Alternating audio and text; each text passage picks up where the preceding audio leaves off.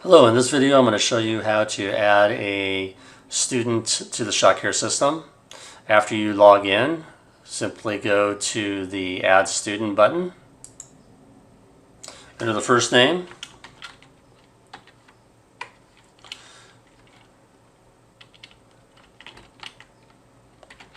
a last name, the initial.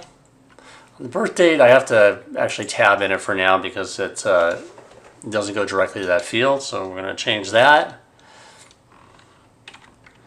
We're going to select the grade, kindergarten. We need to check the CIS on file and the signature on CIS. We don't need to exclude from count unless this kid is also being tracked somewhere else officially.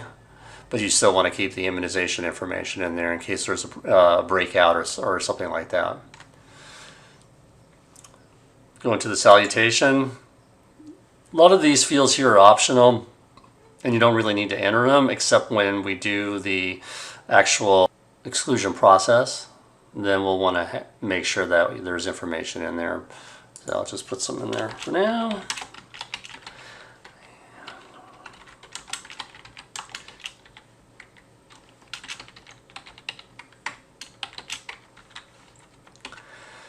And whether or not the student's male, you check that, or female, you just leave it unchecked. You can put their email number in, their phone number in.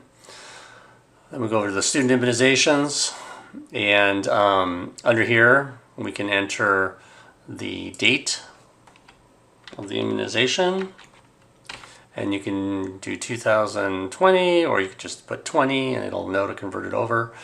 And then also you can put non-medical exemptions here, click on that, then do an add, select the series, the type, and the date that it was, that they saw the doctor or they watched the video. And then we'll go ahead and enter a temporary medical exemption for the varicella. And the way to do that is before there would be a drop down, and you can access that drop down by clicking on display dose types. And when you do that, then we can put a date in here and we can select a temporary medical exemption. If you don't select anything but you have a date in there, it's going to assume to be vaccinated. So after that, we will go and we'll do the assessment, and you can see there's the temporary medical is the overriding assessment for the student. The polio has this little blue with a house in it indicating that there's a non-medical, and then the rest of them are that X, that red X, indicating that they are incomplete. And the HIB indicates that it's not necessary.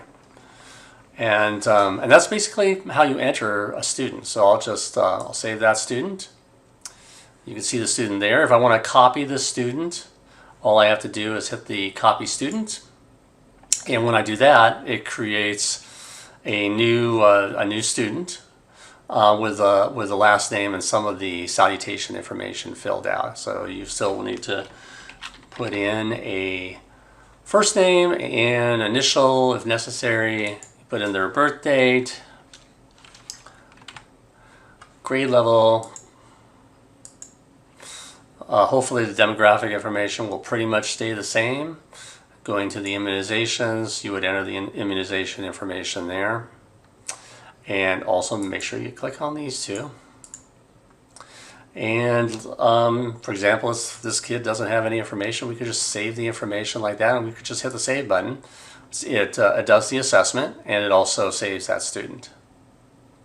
If you wanted to inactivate a student, you simply click on the button right here where it has the student active status. And now that student's inactive. Before you had to do the delete student and go to the deleted student list, but now you no longer have to do that. And to see all of the students, you would just click on this checkbox, and you can see there are some other students out here that are inactive.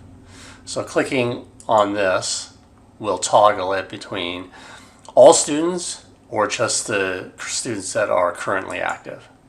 And to reactivate a inactive student, you just click on that same button, and now that student is active. So there you have it. And if you have any questions, feel free to let me know. Thank you.